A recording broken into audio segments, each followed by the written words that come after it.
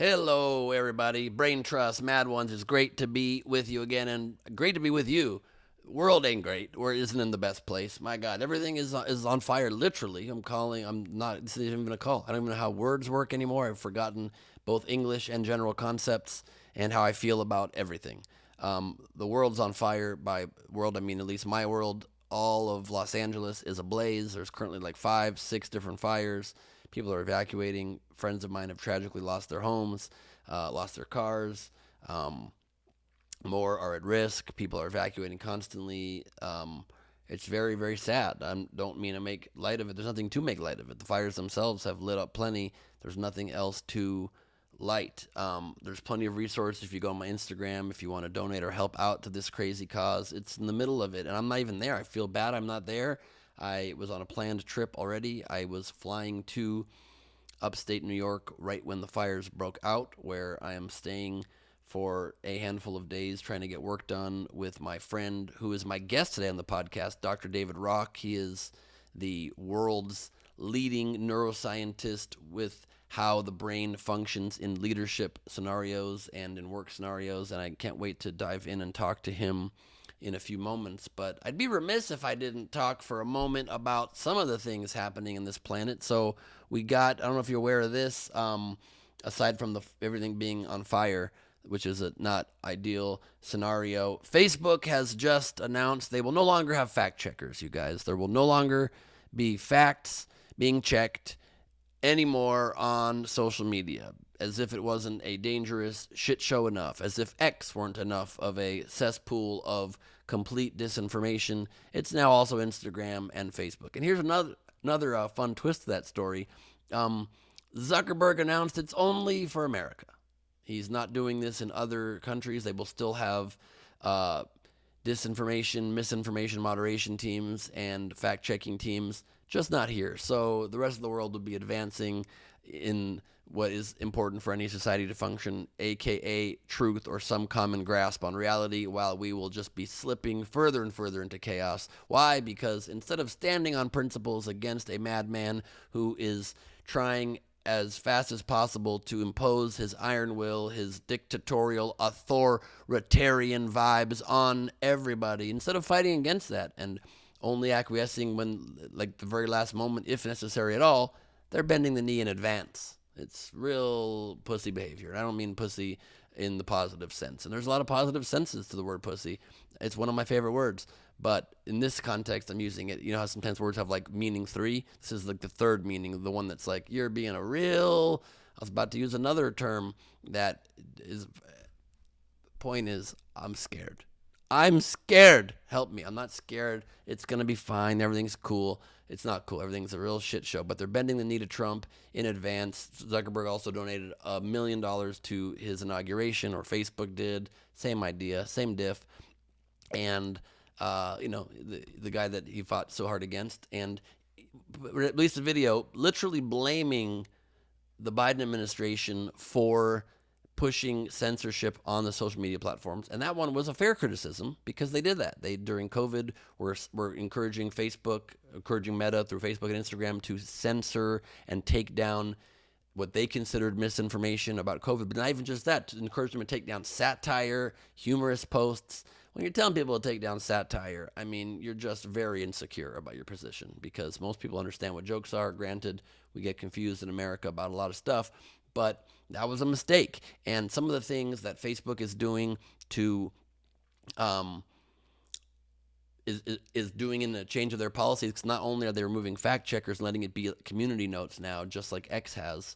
Literally, Zuckerberg says, we want to let the community determine what feels right and what feels wrong. So fact is now a feeling, and if there's hordes of people on one side that want a fact they don't like to be seen as a lie, they just swarm and attack it. And the right definitely is much better at swarming and attacking things online than the left is, and so it's going to tilt things the complete opposite way. And it's been tilted too far to the far left, I do grant you, and we'd become too sensitive and weren't allowing conversations on things that aren't settled in our culture, in our society, and we have been debating things privately that we weren't necessarily allowed to openly talk about online on social media at risk of our accounts being shadow banned. And so I think to some degree, pulling back on that and allowing debate is good, but the solution should have been just to allow the saltwater is the point. And that was my guest in the background, clearly looking at saltwater porn on his phone in the background. I don't even know what saltwater porn is. I don't think it's a genre, but someone out there heard me say it, and they're immediately getting a scuba suit and a couple of fish, and they're filming. They're getting underwater cameras, and they're filming because that's their new desire. There's a niche for everything. There's a fetish for everyone, and why leave the oceans alone? Some people marry their dolphins or their friend dolphins or just random dolphins, but then it's hard to keep them within the house. It's hard to have a stable relationship with a loose wild dolphin. So you really have to go captivity dolphin if you're looking for love in the dolphin realm. Not a lot of people are, Flipper the dolphin, a great husband. Do you take this fine slippery fish to be your lawfully wedded husband? I do not, but some do, and more power to them. And you can have that debate on Facebook now is the point. So Facebook reversed the policy. What they should have done is they should have just had better fact checkers, changed the policies that were taking things down erroneously, improved upon their ability to fact check, taking some of the bias out, adjusted against the bias. We'll talk about bias with my guest in a few moments and how the brain processes bias and how we can try to counteract it, among many other things. But instead, they just got rid of fact checking, only in America. So that's great. And if you need more evidence that he's just bending the knee to this incoming Trump administration, how about the fact that he in the same video announced that they're moving what remaining content moderation teams they have, which will be taking down the egregious, really dangerous, horrible, scary stuff. They are taking that down from California, moving those offices to Texas. It's like the most overt, ridiculous. We're taking it out of California, moving it to the land of Joe Rogan and Governor Abbott and guns and no regulations, and it's a little on the nose if you ask me, where he said where people are less concerned about the bias of the people there. Well, people on the right are less concerned about the bias of people there. People on the left are pretty damn concerned about the bias of that. But he wants to maximize his profits. Profits all that matters. Doesn't matter if you hold true to what you believe. He's getting back to Facebook's free speech origins, as he calls it. So admitting he went away from free speech. He said the election he thinks was a cultural tipping point that makes people now want to focus more on free speech and expression and less on protecting people from hearing deeply offensive things. So that's a decent thing to do in general, but again, they have overcorrected because one of the policies they have now crossed out is that you're now allowed to call women property. You are now allowed to call black people farm equipment and are allowed to call transgender people it. So I think it's a little strong. They might have overcorrected just a tad, do you think? But that's where we are, my friends. And so we are going to have conversations in real life again. There's no avoiding it. I think our only option is to go back to real life conversations. You have to look at your family and friends again in the eye and have in the moment conversations, not on a device. It's not the reality I want. And I'm sorry to break that news to you, but it's the truth. Oh, and in 11 days, Trump takes office yet again. For Trump 2.0, some hope he will be a more moderated, relaxed force in this world. Some things he will be unhinged, and much worse remains to be seen. I mean, you'd have to gamble on the latter of those options, but I remain optimistic in the face of all odds because I'd like a world that's a little bit more calm and less Trump-focused. Hopefully he's less worried about getting headlines. It's not going to happen. We're in big trouble. He already said he wants to rename this week the Gulf of Mexico the Gulf of America. We're going to call it the Gulf of America. It's a beautiful name. It's got a beautiful ring to it. If you think about it, Gulf of America. It's a great ring. So instantly now Mexico is saying we're going to take your states over and we're going to rename North. I mean, we're just getting into very petty fights. I'm so glad he's effectively lowered the prices of eggs. He's really done it.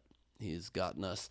And also in terrible news to report, one last story before I bring here our guest on.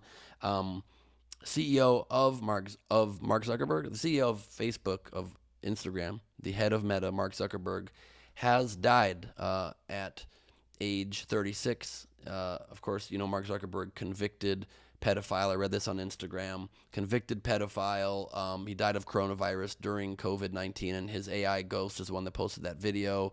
He is now gone.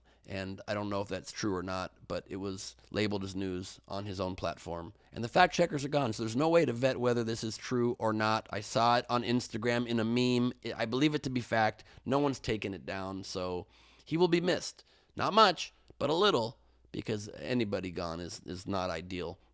But, I just think, oh, fuck, he's got great curly hair now. He's back alive. I've been told he's alive again. He's got curly hair. He's dressing like me, but in the world's puffiest, largest black shirt. It's too big for his body. His body is tiny, and his shirt is too big.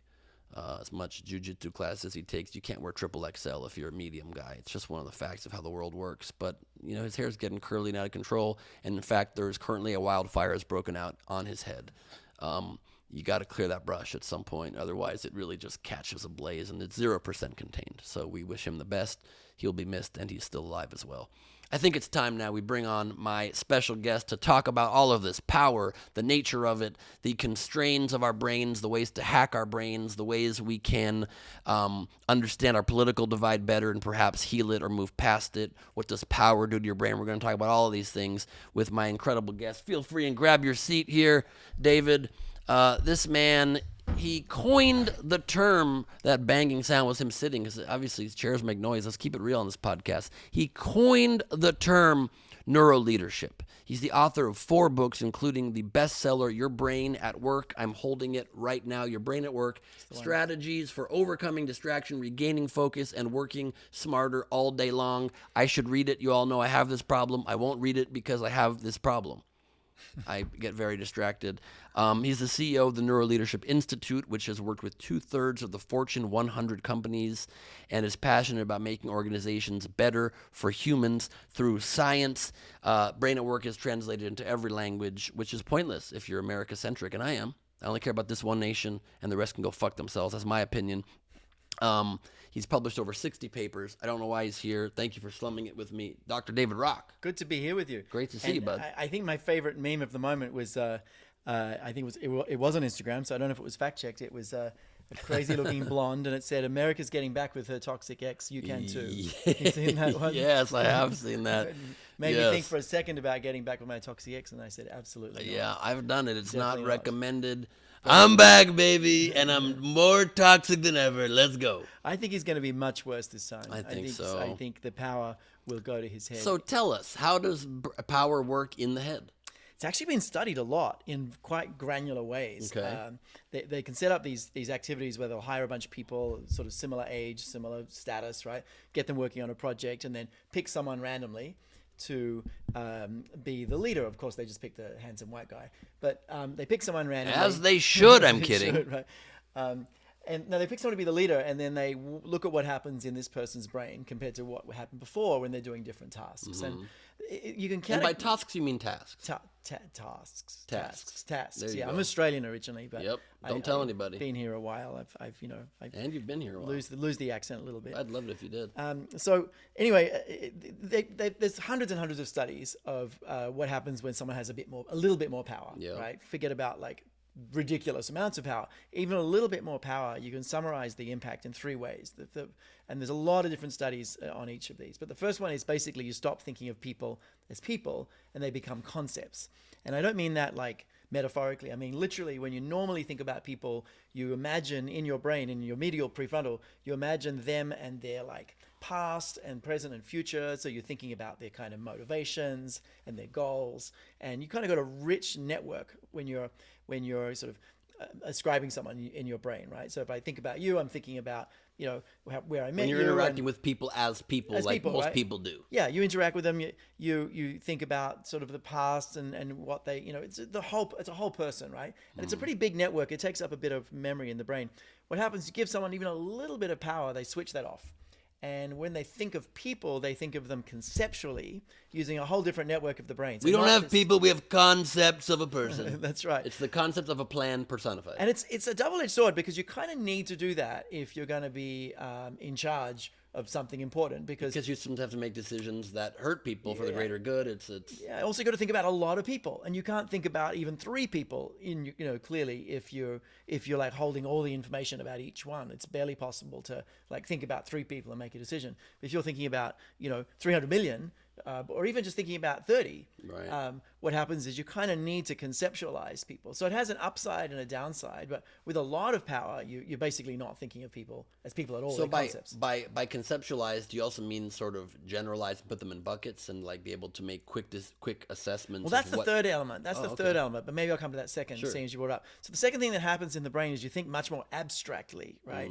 So a lower level person in a company is thinking a very low construal. Construal is a word meaning like concrete, and it's sort of versus abstract. So the higher you go in, say, an organization, the more abstractly you have to think, and the more abstractly you do think. But even giving someone just a little bit more power, they think really abstractly. So they're not thinking at all about the real impact on people or the real effect. They're just thinking like very, very, very high level. And I listened once to the Jeff Bezos, the founder of Amazon, right?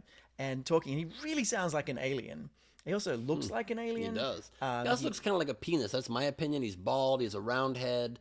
It's my own theory. I spent too much time making a meme of him looking like a penis, like he was in his own pants, it was his own head, and then because his that's rocket what an alien looked might like do. a penis. They might say, "What's the biggest thing that moves, on the internet? What's the biggest email?" And it's like penis enlargement. So he's like, Right. "Okay, that's what an alien would do." Right. He True. also owns the world's True. data. Like he owns His rocket looked like a dick. My post didn't go viral. It was a waste of time. He owns the world's data. If you're an alien, what Right. you would do is own Amazon. Right. And he speaks like one, but he's so kind He of knows our high level. addresses. He knows our interests, our preferences. Everything. He's got all the data as Yep. well as all the money. Yep. So anyway, he thinks very abstractly. If you listen to him, he's thinking across like decades and hundreds of years, and he's like really high level. He's thinking. That's what a lot of power does. Even a little bit does this. The third thing that happens with a bit of power is you basically become, you don't really care about risk. You become very positive and kind of like you're basically thinking on the bright side, right? So a risk comes along, you're like, oh, I don't need to think about that risk, and it's a They function. don't need to weigh the risk, you mean? They don't think that the risk is real. They just don't perceive risk. They But then if perceive that's opportunity. true, then why wouldn't they be taking much larger swings? Like these companies, I feel like once they get to these huge places like Amazon, do. they make marginal changes. They're not saying, No, they make what massive if all of a sudden we just... No, they make these massive bets. Really? I mean, that company Okay. in particular is renowned for making these like $billion crazy bets. Right. Like Let's these start a streaming company. Let's all of a sudden do this. Let's do video. Let's do 2-day delivery. We can crazy figure it bets. out. Yeah, Right. we're going to do 2-hour delivery. I'm getting do stuff outer same day. space. Let's do. It's crazy. Let's go to outer space. Let's But, deliver with drones. That's fair. One Good of the point. craziest things in the world is that Amazon, which was selling books like some decades ago, beat out IBM and Microsoft and all these other companies to owning the cloud. Like basically Right. the backbone of the internet and of the modern world is owned by a book selling company because they actually made crazy big bets all the time. And now, just for our audience that might not be familiar, books. Books. One more Those are time? things that people used to sit down and hold open. Stop it. Oh, that's the thing that you did. I thought I was it's- saying a funny word. Your brain at work is one of those books? It's a books. Interesting. It's a books. Okay. So Good to anyway, know. so people, risk, and details. Right. What happens is when you get more power, you stop thinking about people as people. You think of them as concepts. You don't care about risk, and you don't really care about details. And now all these 3 things are actually really helpful. Abstract, general Abstract, yeah. ideas. All these things are helpful, but also have a really big dark side, which is you just can do stuff that like really hurts. So a lot they're of people. helpful for moving companies forward. They're helpful for making decisions quickly. But what are the downsides? I mean, the downsides is that you can just like lock up an entire group of people because you decide that that's important. And that's bad. Why? Just clear. I want to make sure we're on the same page here. Well, that starts to get into another thing, and maybe this that starts to get into sort of one of the challenges right now in the political situation in America. And I've been here 15 years. This is home. I have a green card. I'm You wouldn't be legal. able to tell that at all from your voice. It looks like Right. you're fresh off the boat. I'm legal even. But the thing that is interesting in this country, You very mentioned different. you're legal now because of the incoming Several administration. times. You don't want to be. Several times. Where? Let's see his papers. It's an unusual country for many Wait, just reasons. one more before you go back to that. I'm going to ask you directly. Are you eating the dogs and are you eating the cats? Neither. Of the people that live Eating here? neither. No, Okay, I don't. thank God. Eating Please neither, yeah. continue. I'm vegetarian. just I have to would, but I'm double check. vegetarian. I don't. That's not true. I saw you eat chicken last night. I'm chicketarian. Chicketarian. Okay, I'm not going to elaborate on that, but Just I gonna am leave as that well. one there. So anyway, one of the challenges with the brain, aside from power, again, making us do some crazy things, is that we love to classify everyone into two camps. Like, it's built into our brain. Every person we meet, we decide if they're basically with us or against us. We decide if this person is in group, right, similar to us, Right. to be trusted, or out group. And huge amounts happen as a result of that, right? So if you decide someone's in group, everything they say you process using similar networks as your own thoughts. So it's like yourself, right? Someone's in an out group, basically they're inhuman. In fact, there's all these studies showing, like, when an out group member fails, you're more excited than when you win, right? When an out group member wins, you're really upset. That explains the whole internet. The whole internet. Exactly. I mean, people love fails. They love embarrassing videos. They love seeing people get hurt. They love seeing people just spectacularly embarrass themselves. Yeah, I mean, it's a little bit of Schadenfreude, but it's even more than that. Schadenfreude is, enjoying other people's misery. But Right. but it's literally people who are out group, they can be experiencing pain, like a needle in the face, for example, in a study, right, or a picture of that, right? And you can look at that, and your brain doesn't care. It's like it's just a block of wood. Whereas when someone is similar to you and you see them a picture of a needle in the face, your brain fires up, knowing that they're experiencing pain, and you have this kind of sensation, oh, this matters, this person's in pain. So basically, people who are different to us, what happens in the brain is we treat them as like a block of wood. We can do anything to them, it doesn't matter. And in fact, we're excited when they fail or when they're in pain. It actually feels rewarding. So when they're similar to us? if they're different to If us. they're different, we if don't they're care. different, Right, you can do it So right. this is problematic because And then when you're similar, you have much higher levels of empathy. so we love classifying people Which as makes different. it really not even really empathy. It makes it really We have no empathy for people who are different to us. self-support. Yeah. It's people who are similar to But us. I'm saying it's us. when people that are similar to us, it's us. So It's it's us. not actually empathy. It's just self-preservation. Yeah. It's like that could be me. So it's a good model for what my life might be happening next. That's what the brain does. Right. It's exactly what the brain does. And this is problematic because obviously if you only have two parties, right, each party wants to like hate the other side as much as possible. And that actually creates a bond inside that party, right? One of the things that the world needs is to discover aggressive aliens. And this was in Independence Day movie number 2, Independence Day 2. They kind of opened with this, and there'd been 20 years of heaven on earth because we discovered aggressive aliens. And so the whole planet Oh, had an outgroup. wow. I didn't see part 2. But it's a really terrible movie, except for that part. a good premise. But the thing is, we have such an us and them, and the brain loves that so much. We love an us and them, and it's why sports exist in some ways and many things. And so it's not a common thing in many other countries. There's more complex, nuanced political systems. But here it's like, are you left? Are you right? Most countries That's it. have many parties, and it does seem to lead to more nuanced debate and discussions, and be able to hold your leaders more accountable, because we just get mired in much more, in America, in just much more basic tribal behaviors that you then defend people you would never normally defend. So talking about that, like, do Republicans and Democrats have different brains? Do you think we are wired differently to be in one of those camps or the other, or is it all nurture? Is it nature there, or is it nurture? It's a great question. So some very courageous scientists have been studying that question for the last, actually a while, about 15 years. Some studies have been coming out. And there are some differences.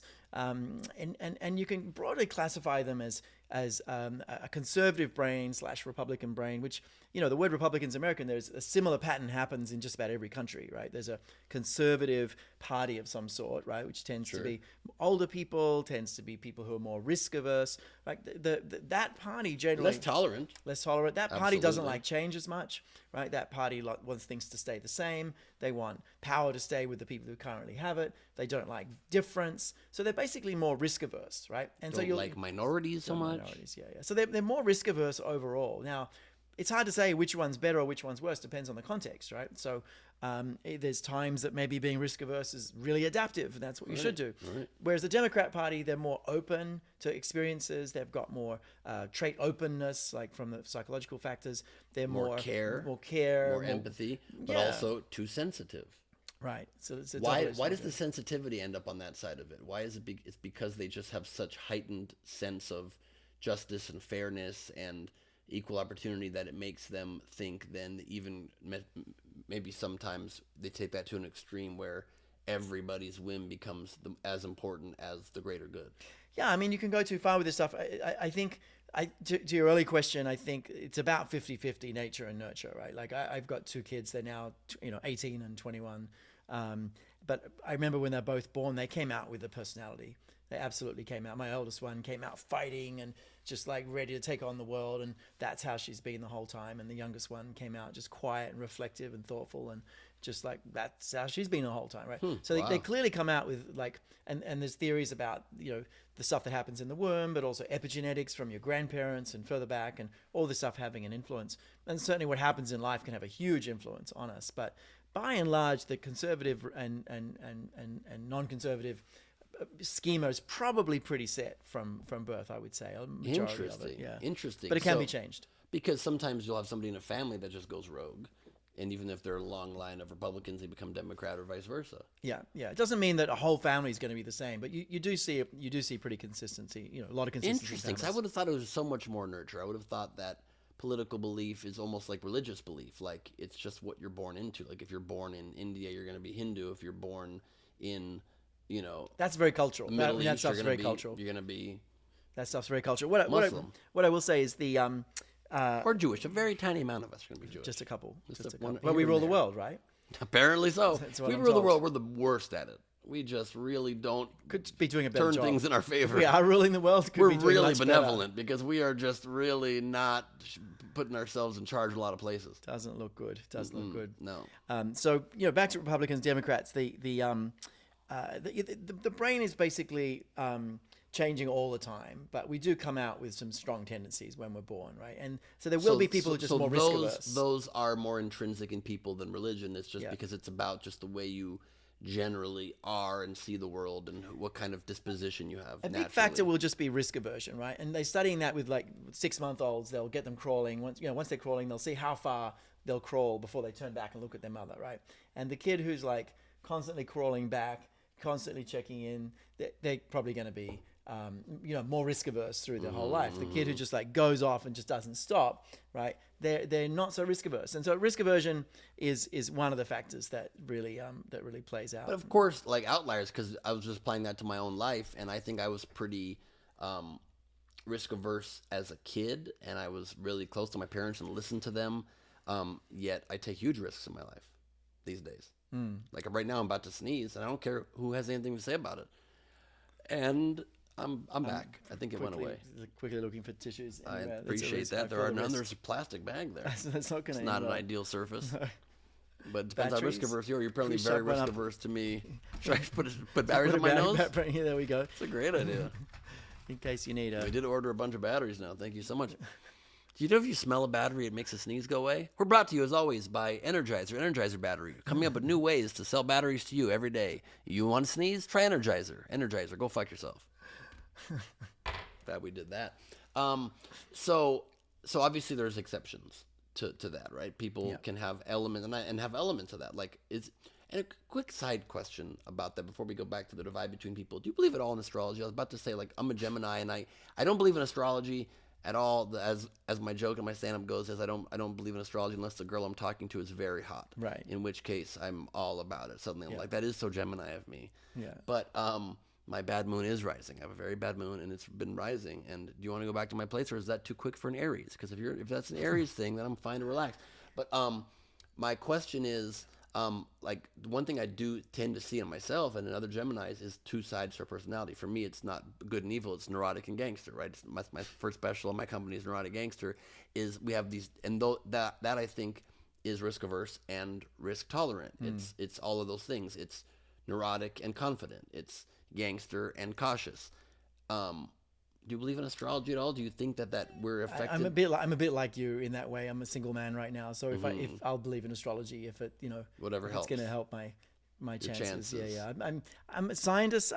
Some people are trying to tell me there's so much science. There's so much science. I'm like maybe 45, 55. Like I'm like 55 sure. It's Okay, so you're close on it because it's but bogus. But the moon does affect the tides. It affects our planet so strongly. So how wouldn't it affect us? We're much weaker than the oceans. Yeah, but they're Wouldn't talking it about affect things us? that are like a billion light years away, Right. having an effect. And the I'm moment you're born, affecting. It's like we might find out in another couple hundred years that was something we were really missing that is actually causing the effect. It's nothing to do with the stars, right? Right. And that wouldn't surprise me. So there could be an effect that's from another variable altogether. We discover a new type of magnetism that we didn't know exists, and where that is over the year, it just changes. So I feel like you and I have such chemistry in this podcast. We've discovered a new type of magnetism. Speaking of magnetism, I have to apologize for my my seawater thing before. Yeah, so, what was playing? I was accidentally looking at Instagram, as you do, and there's this meme that comes up, or a video comes up that says crocodiles have started to lure people into the water. Oh, I saw that last night. I just saw it today. They've learned to pretend they're drowning, and they have like human hands. Yeah, and I'm looking at that, going, no way that's real. They wave them around on their backs. Yeah, I'm like, there's no way that's real. I tried to find out. Smart. I tried to find out. Oh, that's so crazy. They mimic drowning so that people go in and save them thinking they're humans, and they eat them. Is that like a learned skill? Do you think? Who's the first crocodile that did that? That's a good question. Probably Dundee. You'd know about him. He's one of your guys. He is. He made a lot of money off that movie. He did. It's really amazing. Yeah. No, and also off of what knives not are. Call that a knife? You're damn right. But I've fucked with crocodiles quite a bit in my life. Alligators, actually, I've fucked with. I haven't fucked with I've just fed crocodiles some marshmallows, but alligators I've fucked with. Why? And I don't know. I was doing a stupid web series for Yahoo Sports a million years ago called Behind Enemy Lines. We would go to football towns to talk about tribalism, and we would fuck with we would go into football towns as they're dressed as their biggest rival team, right? And they're about to play that team, and just instigate them for 3 days and mess with them. And we would do all I got a cigar put out on me. I got punched in the head. I had ketchup and mustard thrown in my face. So surprised. It was nuts. And at one point, we were dressed as Georgia Bulldogs, went to Gatorland in Florida, and I had to put a T-shirt on a gator, and then I had to go heads up. I had to sit on a gator's back and hold his neck. They hiss, and if you hold their necks long and tight enough, because they can otherwise snap back and kill you. Yeah. But if you hold their necks, they can't snap back. Right. You have to very tightly hold their neck. It's very scary.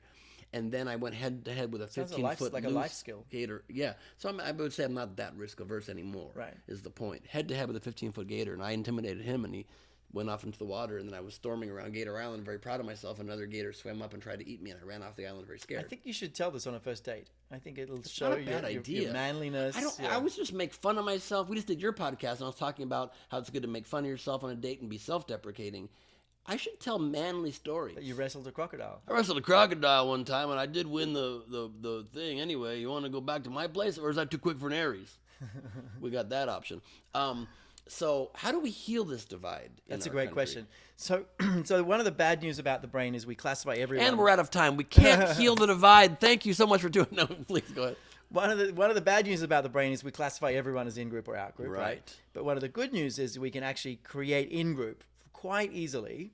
What it requires, though, is creating another out-group, like you said a minute ago, right? Creating another out-group or creating shared goals with the person. So if you and I have to do something together, like we have to chop some wood to start a fire, right? Even if you're my enemy, right? I start processing you in my what's called my medial. It's not my medial. It's my premotor cortex, which is the network for planning actions. So I basically plug you into my planning actions network. I don't have that part of my brain. You may not, and because we're going to do something together, and you're now like in my team. You're now me because there's something we have to do. So when we have a goal that we share that's relatively tactical, like not world peace or like bring the country together, it's too broad. But that's why like Russian cosmonauts and American astronauts can live together in the International Space Station and get along just fine. Or why Mandela brought the country together in South Africa, through sport, right? Just like because they had the shared goal of they had the shared experience. So shared experience gets you halfway. That was the effect he had on the country. I called the Mandela effect, and I'm using that incorrectly.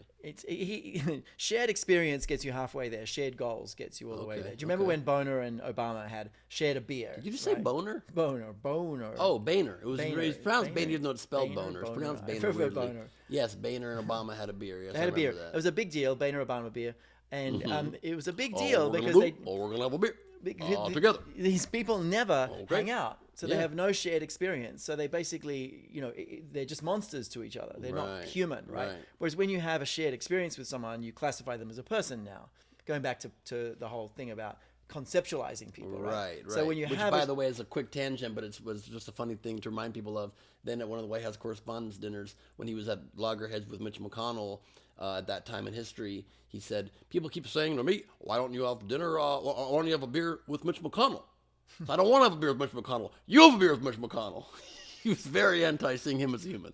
but for good reason. Go But ahead, he was sorry. willing to see Obama as human because he's the boss. And Boehner. Correct. That one. So He was just anyway, less objectionable.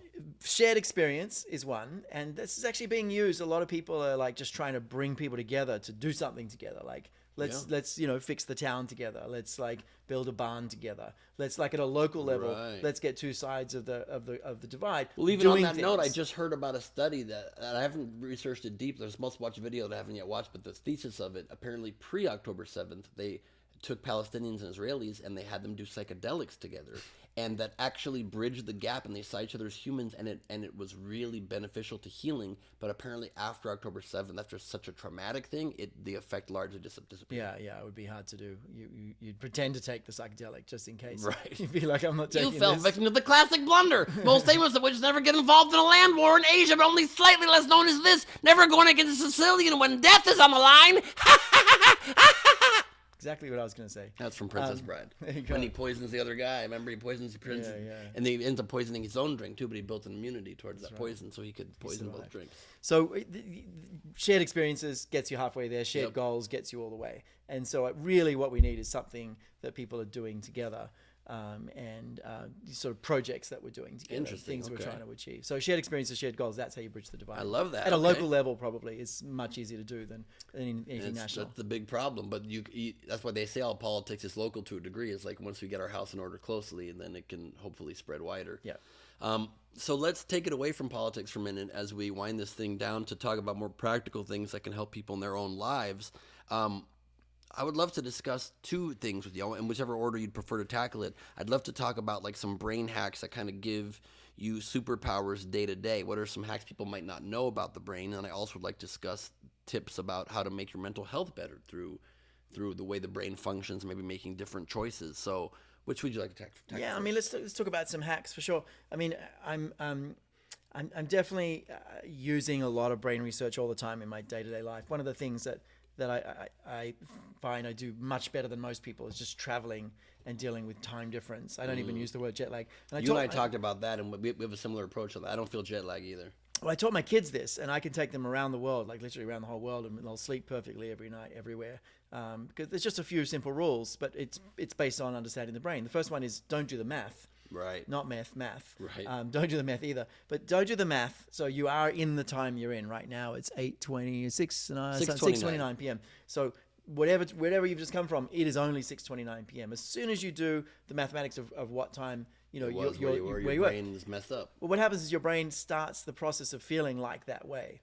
And expectations create experience, right? Expectations are as powerful as morphine on pain reduction, literally. Expectations even feel similar to experience before you experience Yeah, it, they create experience. Expectations create experience in many ways. What do you mean it creates? So just the fact of having expectation, you're already feeling that as though it is an experience. Yeah. Expectations dynamically create experiences. There's studies on pain, like you'll give people a very precise scientific dose of pain on their, particular point in their arm, and they'll rate it, a scale of 1 to 10, and then they'll tell you that this next one's going to be less painful, and then you got to rate it, and you rate it so much lower, and it was actually more painful, right? Wow. This kind of stuff. So it creates your experience, and part of the reason for that in the brain, the network for pain is sort of two things. There's a data part, and there's a distressing component part. So when you're expecting something to be distressing, you kind of it feels more distressing. But broadly, in any of the senses, expectations really impact experience in a deep way. So anyway, don't do the math, so you don't have the expectation of feeling bad. Secondly, don't get hungry, because a little bit of hunger actually exacerbates the weird feelings of travel.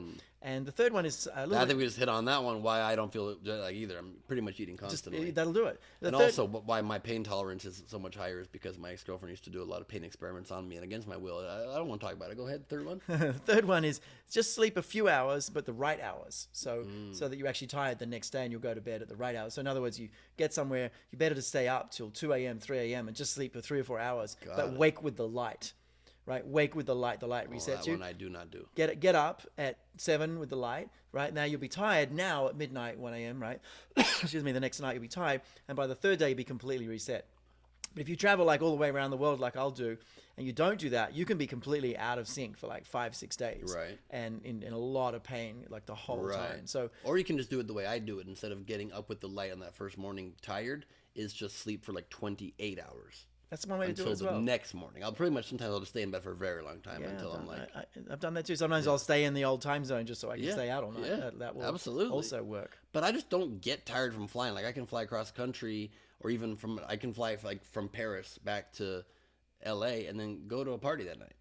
I don't care. It's a good party, clearly. It's got to be a pretty good party. It's got to be a pretty good party. That's for sure. So traveling, definitely dealing with traveling differently. And then, you and I were working today on our own stuff, right? Trying to focus and helping each other focus. It's like there's a lot around focus. I mean, some of the basics are sort of obvious, but absolutely you've got to do them. Like one of them is just switching onto airplane mode, switching off all notifications, and doing one thing, right? And doing that one thing first while you're rested, and just staying on that one track until you're exhausted.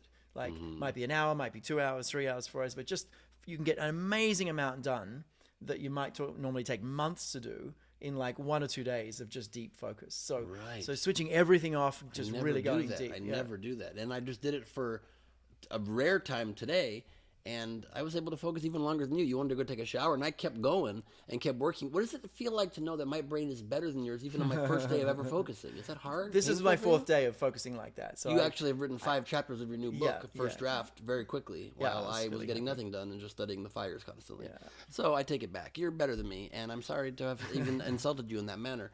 Something that I just also found, the same to the airplane mode note, I just committed a crime, and I'll admit this now to everybody of my listeners.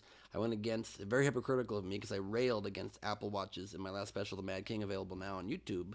And I got an Apple Watch, and I was against it for a very long time, but it's been game-changing just in the 1 week I've had it, because I was always, I have my phone on me at all times because I wanted to see what texts were coming in, because I'm afraid to miss an important text. Now they come into my phone. I don't have Instagram on this thing. And just that alone, I'm leaving my phone behind, and I'm not checking it, and I'm getting a lot more done in my life. But you're still getting texts. Yeah. But I can turn that off. I can put that in sleep mode or focus mode. But the text file, I get very few texts coming in throughout the course of a day. It's just when I have the phone in my hand, I'm just addictively now opening Instagram and scrolling and all the other things. It's too many things in there, yeah, for sure. I mean, I was just worried about the constant distraction. I didn't want to get one because that was what I was worried about. I thought it would be too much, but you can literally, they don't even have Instagram apps. You can't watch video on it. You can't do any of these things. And so it just is an incredible, efficient thing where you only get the most important. You can even set just certain people to come through on your watch, and then you're only getting emergencies. So now you have no worries, and you can have your brain release all of that. Plus, it's great sleep tracking, exercise tracking. I'm now trying to get activity logs, circles complete. It gives you reward centers each day for all these different things. I would think that it's built for brain science. I just want to make sure that your brain's not more noisy as a result of it. You need time where your brain's really quiet. And this is one of the hacks that I use. Is I did 21 years of research on insight, on the experience of having that sudden aha moment. And you need a quiet brain for that. So the mornings are best for that, or in your case, the afternoons when you wake up. But basically, when you haven't put much in your brain at all, that's when you'll have insights. And you want to do it in the shower. Well, for me, it's marijuana. I'm not even joking. That'll do it. It really just, I mean, I smoke marijuana, I get insights left and right. Yeah, no, it creates all these connections that you don't normally create. Yeah. So marijuana, taking a walk, doing a run, doing exercise, long shower, soaking in the hot tub, these kinds of things where your brain can get quieter, increases the chance of insight. So one thing I do is just, I definitely leave time where I'm not on devices, and my brain can, like the quiet signals can come through. So I'm doing that a lot, reflection time. And I have these big ideas that come out. And a lot of people are not doing that. You write them down immediately? Yeah, of course, yeah. So even if you're in the hot tub, you like voice note it. Yeah. Like the other day we were in the hot tub and you immediately made sure you wrote notes about what we were going to discuss on the podcast, and yours and mine. Well, you don't have to remember it then, right? You're not worried about it. You get it out of your brain. That's my big concern. Yeah, I was even concerned about getting insights in the shower, and my ex, a nice thing she did, one of the few, she got me a waterproof notepad for the shower. Nice. And then it fell down, and I didn't. Was it to give you tasks to do? Were you supposed to write down things that she asked you to do? No, she would sometimes leave tasks on it, which was not necessary. But I had to get rid of it in the end because instead of being helpful, I rarely was actually getting insight in the shower. Instead, I just had to think of her every day after we broke up, and so I saw the notepad, I thought of her, and that was not good. Good thing to get rid of. Yep. Yeah. We problematic exes, good things to get out of our lives. Yes, you got to take triggers. So let's actually, unless you have more hacks as far as how to make the brain work better, I'd love to hear. Then I also want to shift to mental health, which ironically she reminded me of because she was driving me nuts. But please, if you have any more tips for how people can use their brain more efficiently, maybe achieve goals better, stay focused, exercise. How can you stick to an exercise goal, bro? The thing that we have wrong about exercise, and apologies to people who love the gym and can fit it in, but most people find it really hard to fit the gym in. But you can fit in like 30 seconds of exercise a day or a minute, Right. You start doing like as many push-ups as you can, right? Like maybe it's 3 for some people, right? None, right? Okay. But you can do 1. I bet you do 1 for a week, 1 a day. Yep. At the end of that week, you'll be like, oh, I can do 2 somehow. And you'll do that for a week, and you'll be like, I can do 3. And at the end of that week, what you'll find is after a month, you'll be doing 20, 30, 40 push-ups a day. Smaller, super attainable Unbelievably goals and small. build your confidence up. Unbelievably small. Really, really small. And things you can do absolutely every day. Because when you fail, you start feeling so deflated, you just abandon the whole goal. You want something you can do every day. Right. Also, for the record, it's not that I can't do more push-ups, it's just that when you finish the first one, the ground feels so good when you get halfway through. I just want to stay there for a while. Just try 1 for a week. Okay. And 1 for a week, and you'll find your strength builds. It actually is one of the best exercises. It builds your whole body strength and core and shoulder, everything. But we start way too big, and we don't realize the value of every day and building that discipline. It really takes a few weeks to get into that discipline. Does every day have to be 7 days a week? Or can it be 5? Can it be weekdays? If you've got the discipline, I think it's better to do 7. I think it's something that you can do. Automatic. Yeah, something you can do that also you tack it onto an existing activity. So if you're going to do push-ups, do it when you watch, the Daily Show. So it's an environmental trigger. Yeah. So it's something you're already doing. You can't forget about doing. Exactly. You can't let yourself forget. I guess that's another thing I'm trying to do is I'm actually making efforts to wake up earlier, which my audience well knows that I don't do that well. How's it going? It's going really well actually, but because I've actually given myself penalties. So maybe environmental triggers are good, but also give myself penalties. I hired a life coach recently, and I've committed to this year, and it's way earlier than ever. The last few weeks of the year, every week I was going a half hour earlier to the point where now I'm at 8:45 a.m. I've committed to it for 1 year, waking up at 8:45 a.m. 5 days a week. But on the weekends I can do what I want. And I don't know if that's good or not. But if I fail more than twice a month, I'm allowing myself 2 mulligans per month. 2 mulligans, yeah. More than that, it's $100 penalty each time I don't do it. To who? Me? To my coach, to unfortunately. Your coach, right. Great for her. It's kind of a conflict of interest for her, but whatever. And she's like, I hope you don't achieve these goals. Mama needs to pay the bills. But is it wrong that I'm letting myself sleep in as much as I want on the weekend? Should I do it with I get myself an extra hour or 2, but not 4 I mean, the weekends hours? are variable. You go to a party, you get home at 8:45 a.m. The weekends are variable. But I think 8:45 is a reasonable hour to wake up. I mean, I am often waking up at that time if I'm working into the night. Okay. But it's a reasonable hour. You're still getting the morning. You're still getting a few hours. You're waking up somewhat with the light. The body does like, and the brain does like to wake up with the light. And I've never done it. And I'm not saying like sunrise. a fucking bat. But it's maybe, you probably focus better at night. There are night owls. I do. You're maybe but not I a bat, don't, but I don't know owl. any different, so it's hard for me to know the others. Why did you want to wake up earlier? Because I was not having efficient days of any kind. Right. I loved the cave nature of late at night, and I was able to get creative work done, but totally unstructured. I was not having human work days. I wasn't replying to emails, wasn't tackling, like today I worked on notes for my talk show deck. I was not doing that for months. I owed this to people for months. I could have gotten it done. Right. I'm not actually giving myself tasks. Or tasks, as you like to say. I'm not making myself actually get things done in an efficient way where I earn the looseness of the evening. I was just having a loose, unstructured life, and everybody in my life kept saying, try have full days, try to get work done. So when you're done, you've done 6, 8, 10 hours of work before you let yourself have dinner and relax. And I'm feeling better about myself. I'm feeling more on top of things.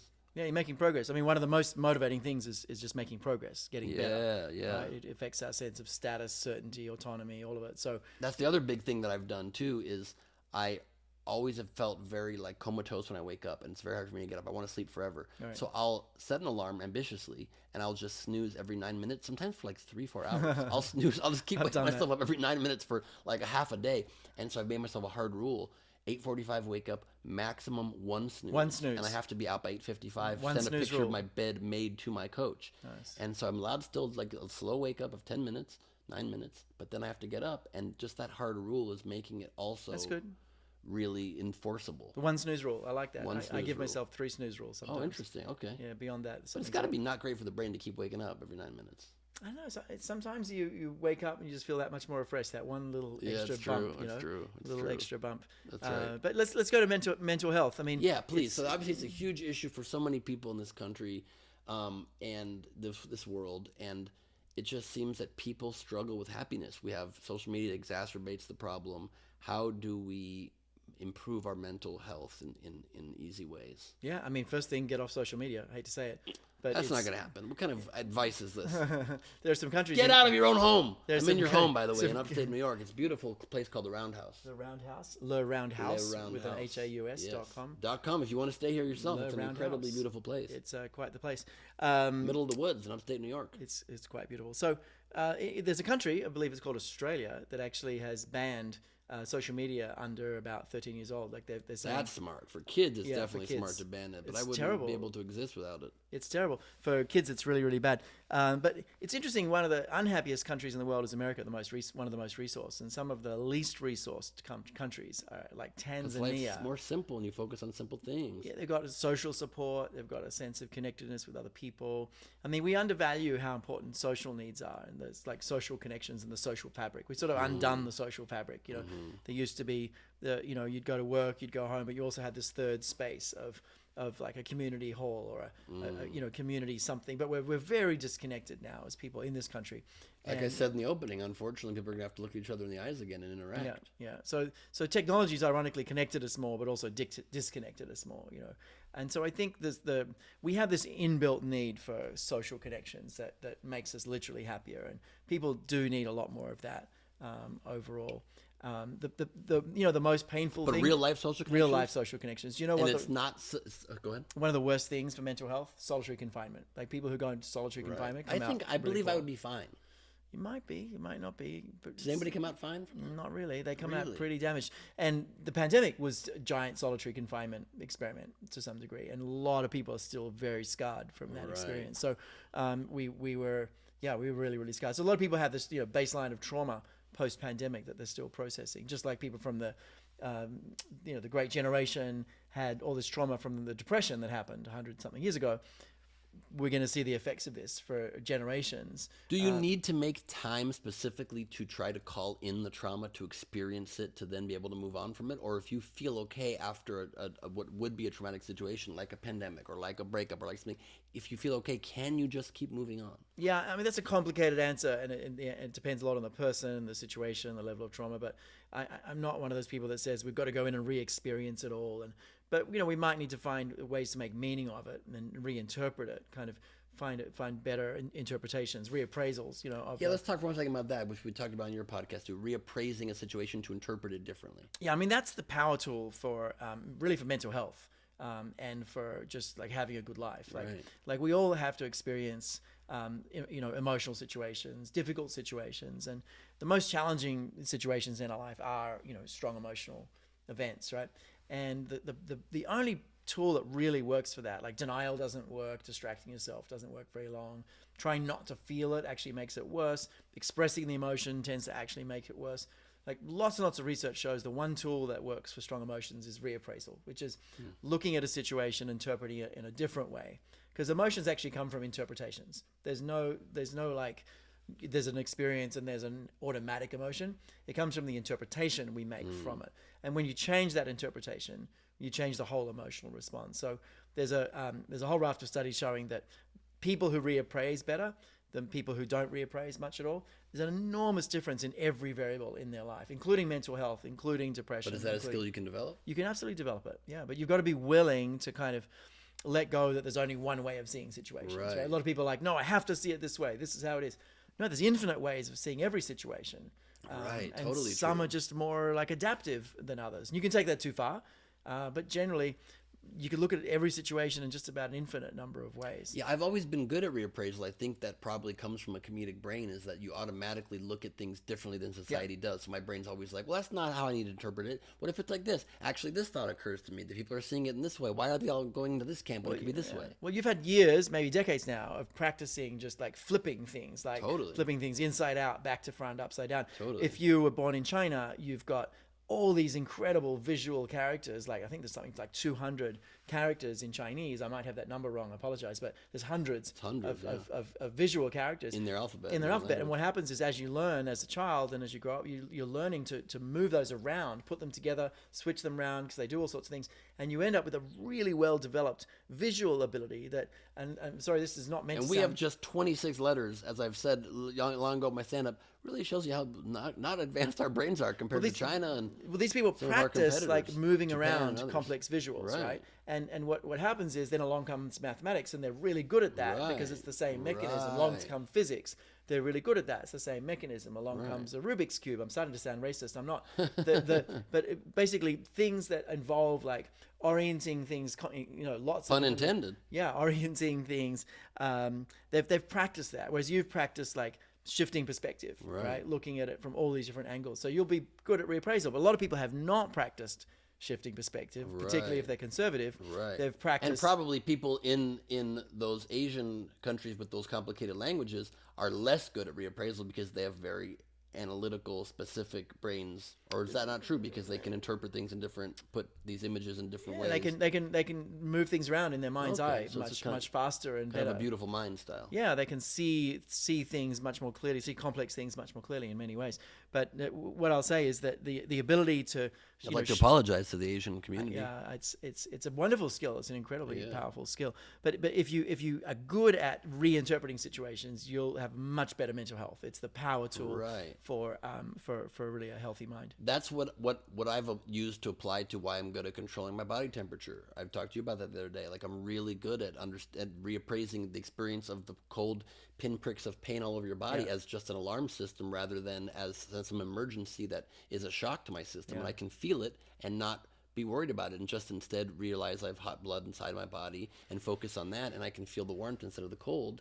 And I can, after we got out of the hot tub the other day, it was like, or yesterday it was 25 degrees. It was cold. And I kept my shirt off just in my board shorts, and we put the cover on the tub, me and our friends, and then walked all the way back into the house without even a robe on, and I was fine. You were fine. There's an interesting story. I met this woman who teaches people to free dive, where you go underwater and you've got to hold your breath a long time. Right. And I spent some time with her trying to understand like the mechanism and the process. It's a really, really interesting process because basically you learn to hold your breath and you learn to recognize the signal, oh my gosh, I need to breathe, as a false signal. Right. It's a strong signal, but you reappraise it as that's just your body doing something, and you're going to be fine. Right. And as you it's practice just a warning. It's not a right now emergency. Yeah. And as you practice that and get good at noticing strong signals and just ignoring them, you actually get much better at doing that with all kinds of emotional signals. So you're building this capacity to reappraise its strong internal signals. And that's probably why it is healthy and psychologically to cold plunge and develop that skill, because you learn to reappraise something that seems so scary as you can survive and you're fine and you're not dying and you can be in the cold and be okay. Yeah, the research on cold plunges is really mixed in terms of health, right? But it's probably a reappraisal mechanism that's giving people the benefits. You're actually becoming much more calm under pressure because you can reappraise. It's regulating signals. your whole limbic system, your emotional system, all of that. I don't know what limbic means, so I might have just made that up, but it's pretty close. Is that pretty close? Great. And that's exactly what it is too. Is like I always tell myself when I'm experiencing cold, that was built as an alarm system when we used to live outside, and it just meant you have to seek shelter eventually. Like the next day you got to get into a cave, otherwise you're going to freeze to death. Not the next minute. Right. And so you can feel it and just know, okay, I'm not going to live in this cold, but I can be fine for a while. It's data. And I just flipped it. And the same thing goes to my general disposition. I mean, of being generally happy and funny and seeing the world in light ways that we also talked about on your podcast, which is called what, by the way? How can people listen to it? Your Brain at Work. Your Brain at Work, the same name as this wonderful book. But apparently it's a thing you can read with pages inside of it, and there's words written really small. And so I just generally realized that you don't improve, things come out, the famous quote, things come out the same whether you make it hard on yourself or not. And I actually think more than that, like I said, it makes it better the lighter you can take things, because stress, people don't think usually very well under stress, and when you're light you can think creatively and think out of the box more, and nobody expects you to be perfect, so as long as you're doing your best in a situation, remove the pressure of being perfect, and you can realize, if it goes well, it doesn't. Life's not perfect. People aren't perfect. So what? Well, humor is a type of reappraisal, right? Normally, reappraising a situation is complicated. You got to look at the situation, see how you're seeing it, change the way you see it. Which takes looking at different options and choosing one. Like, it's a whole process. But if you just look at the funny side, right, you're getting the same benefits of reappraisal. So it's and it's funny. It's funny, and people like you. I hear the girls like it. It's a helpful thing. I've no complaints, other than finding true love. Other than that, but I've at least there's some options coming at me. We love that. We love options. The brain does love options. But then it gets too much. Paradox of choice. I sometimes get paralyzed by options for a long time, and decades go by and I don't make choices. So how do you deal with that, with the influx of choice in our society? There's a little too much. Like, an option of 2 is a dilemma, 3 is a choice, 4 is overwhelming. Right. So no more than 3 options. But we have hundreds of options these days. Like, I remember I read some of the Paradox of Choice. In the beginning it says, nowadays you go, you used to live in a town and there was 30 women to choose from to be your partner, and you found the one you like best and you got married. And now there's apps, and you're looking at thousands of people, and even just to go buy a pair of jeans, there's limitless permutations. There's relaxed fit, boot fit, this foot, this kind of cut, this color style, this color, distressed, not distressed, and you've got hundreds of permutations just for a pair of pants. It's distressing. Exactly right. Narrow it down to 3 options. Use filters. Just define some variables. Get down to 3 options. Maybe that's the place for ChatGPT is to say, can you narrow this down to the 3 best options? And then you choose from there. Yeah, for sure. That's interesting. One last brain question for you I have. It's just something that I realized a million years ago. So I remember my dad wasn't good at remembering numbers. And a lot of people just in general aren't, right? And so I just thought back when we needed to know phone numbers many moons ago, before cell phones holding all of them, I was I need to be able to remember a sequence of numbers more easily. Yeah. And remembering 10 numbers, including an area code, it's just too hard to do. So the first time I tried to do it, I thought, I wonder if I can put a chunk of those numbers in a box, in a category, and remember them separately, and then remember the other set separately. And that's just worked. I've done it for my whole life. So if somebody says 310-444-2274, I put the 310 in a box, and I just know that I'm memorizing the 310. It's separate. And now I just remember the rest. Yeah. Is that a real thing? Yeah. Chunking is chapter 3 or 4 in my book. Oh, You'll get there one day. Maybe someone will read it to you. That would be amazing. Chunking is also chapter 3 or 4, I believe, in the book of sea life porn. It's called it's called chunking. It's when you feed fish to them and they all swarm. And it's kind of kind of a orgy situation. It does that. The chunking is a helpful thing. What you'll do is you'll take numbers and group them into 73, 26, 54, 69. As long as you finish with 69. 100%. But you'll remember that much more easily than single numbers. So right. So that's an example of chunking. Or in groups of 3, 20, 253, 796, 453. You can remember these things much easier. So what all this comes down to is the limits of what's called working memory. Our working memory is much more limited than we understand. And we've been told that we've got unlimited brain power and stuff. Actually, we can barely remember 7 numbers. We can barely remember But what that's happened. just in new things. We do have pretty limitless memory for the Once past, things are right? plugged in. Once things are plugged in. Once things are plugged in, it's there. But the remembering new things, kind of understanding new ideas, we've got this huge limitation, which is the prefrontal cortex basically overwhelms. I don't have easily. that either, I don't think. I think you do. I do? Yeah, Oh, I do. okay. It's pretty effective. Okay. But you turn it off a lot. You let things just kind of come through without filtering, Right. which is funny and helpful. True. And probably healthy, Oh, good. depending who's I'm listening. healthier than I realized. Yeah, you probably are healthier than you realize. Yeah. Okay. Last thing is you're working on a new book. I've seen you writing it this weekend as you kindly invited me to have sort of a retreat work week at your place. Without ruining it or giving it away or getting your book advance returned because you gave the whole thing away on the podcast, what can you tell us about the coming book? I mean, it's just an idea I published a long time ago that has been incredibly helpful. People tell me it's incredibly helpful, and it just describes the brain's intrinsic goals, like the things that the brain really wants, right? And I'll give you one of those. It's just a sense of certainty. Like, we really want to understand the world. Every time the world gets more certain, we get a little reward response. These phones, right? These smartphones are certainty delivery devices. The weather, right? The temperature, the traffic, who likes us today, who I'm going to date tonight. Like, all these things are certainty increasing devices, right? And every time you open your phone, you get a little bit of dopamine from certainty. But every time you experience uncertainty, it's actually a pain response. When someone doesn't text back, it's right. the worst. It can be painful, right? So that's uncertainty. So this is one of the things that the brain's And craving. it's not even because you've been rejected, it's because you don't know. It's the You just don't know. uncertainty. Yeah, uncertainty is really painful in the brain. So what I've done is basically defined the critical things that the brain's actually craving all the time. And this helps you understand yourself more, understand people. So that you can then reinterpret those experiences. So you can reappraise and just about reappraise everything. them. Exactly. I love that. Yeah, you got it. I love that. So stay tuned for that book. And in the meantime, you can get Your Brain at Work. I highly recommend that you do it.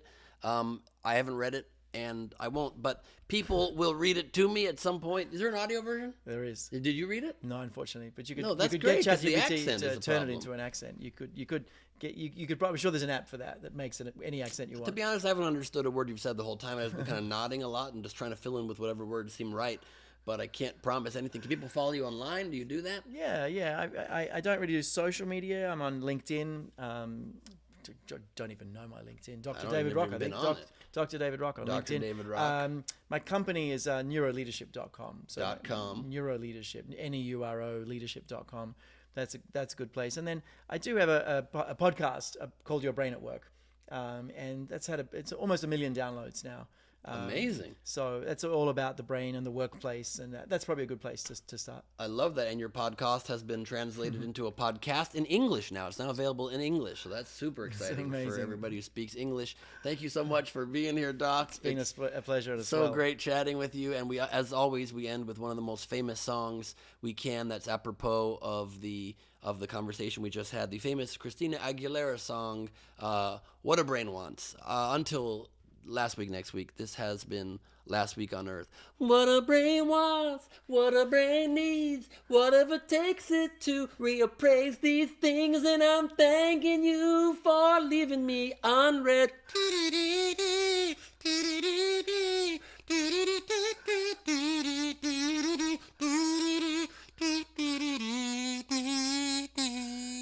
cheers. Very good.